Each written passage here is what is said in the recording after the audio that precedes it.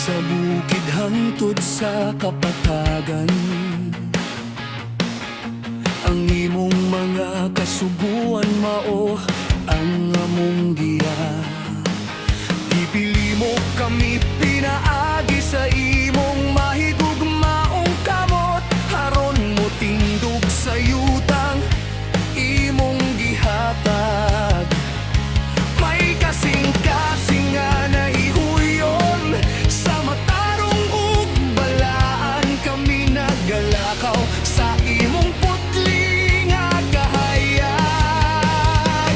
Abaya hawa kami muyukbo sa imo, ang tingi kami nga magpabiling matinud-anon sa tanan mong kasuguan. Ang imong mga sugo mao ang kahayag sa among dalan matagagalog, kami imo karon ug sa walay katapusan. Abaya hawa dungga among pag-ampo, ang imong matinud-anong katawhan nagatindog sa imong trono.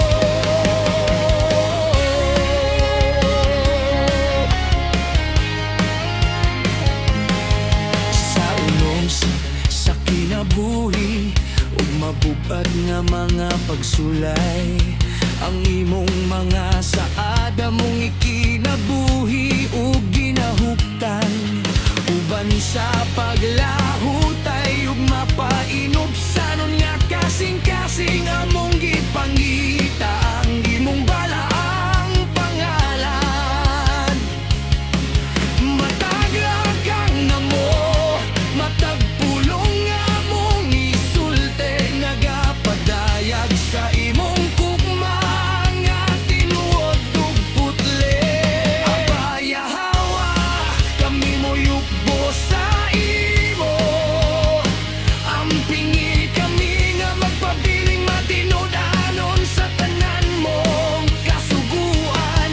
Ang imong mga sugo o ang kahayag sa among dalang pag-adlaw, kami imo karon ug sa walay katapusan.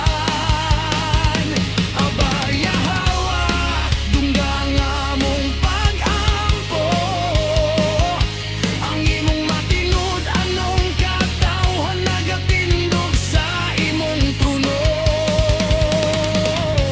Itawag mo kami ug ipahigawas,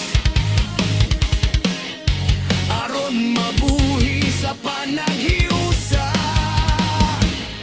Sa pagdaig kanimo, kasing-kasing nga imong ginimpyohan, kami giusab sa dautang pamatasan.